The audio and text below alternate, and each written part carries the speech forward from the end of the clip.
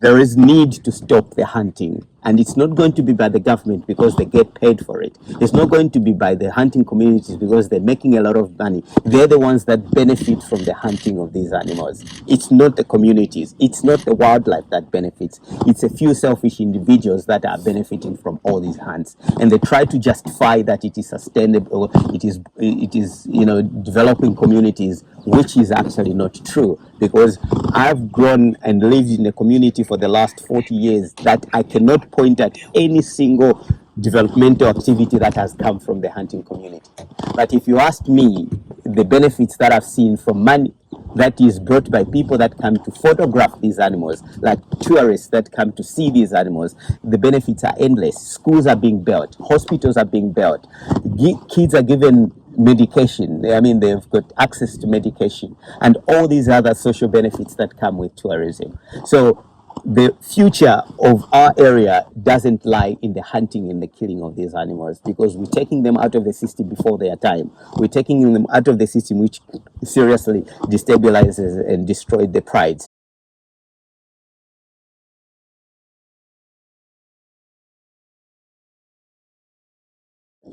In Zambia, in South Luangwa in particular, a place where I've worked for the last 20 years, and I've seen and photographed and documented all these lions. I've got books and books of all the sightings that I've had in the last 20 years. I can tell you the numbers exactly. I can tell you how many males are out there at the moment. There was a few years back when the hunting was stopped, and it was amazing how the numbers came back.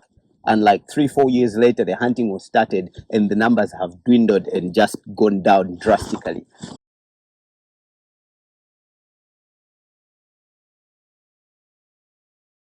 We've not seen any cubs, over the last 3 years, which is all effects of hunting. We used to have ginger and garlic. We used to have the Hollywood pride males. All of them were hunted and shot. And now there isn't any big males around. Every time there is a new male in the area, is hunted, and there is no discrimination. And they try to justify it. Say no, they're shooting males that are past their prime and are likely to be kicked out of. I mean, they're kicked out of the prize, and we just need to stop it. We just need to stop it.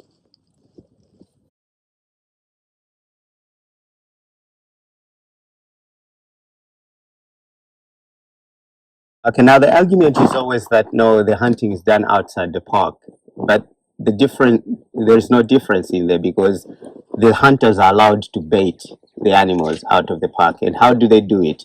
They would kill a buffalo or a zebra or a hippo and put the carcass on the beach on the other side of the river, which is the boundary between the park and the game management area, and playback calls for the lions to cross over to the other side, and they shoot them from there.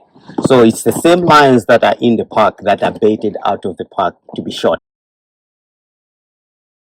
They'll take the biggest male, good looking male with the biggest mane and the biggest canines, and that's the one that they're going to shoot. And these are the lions that are looking after prides and looking after cubs.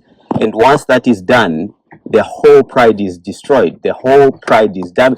Cubs are killed and the prides are destabilized for as much as 10 years.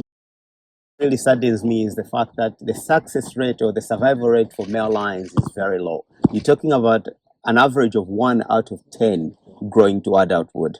And that 1 out of 10 that grows to an adult to be that age would have gone through a lot to deserve the title the king of the jungle. To be able, he would have fought battles as he wandered through different territories to get to this stage. He would have learned how to hunt on his own, the kind of skills that he would need when he's old enough to take over a pride and be able to defend it. And the whole success of the pride depends on a strong male and a strong collision. So once the male is taken out, or one of the males in a collision is taken out, that weakens the collision, which means any other males that would come into the area, they would kick them out. And once that happens, they would kill the cubs, and the pride would disband or would subdivide in trying to secure or protect the cubs, which messes up the whole ecosystem.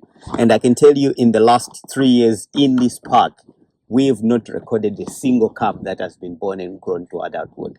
And it is all because of males being shot every year over the last few years.